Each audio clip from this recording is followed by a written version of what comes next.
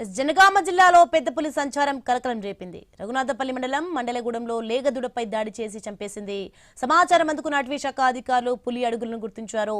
సమీప గ్రామాల ప్రజలను అప్రమత్తం చేశారు. ఇక ఒంటరిగా తిరగవద్దని సూచించారు. అనుమానం వస్తే తమకు వెంటనే సమాచారం అందించాలని అటవీ శాఖ అధికారులు తెలిపారు.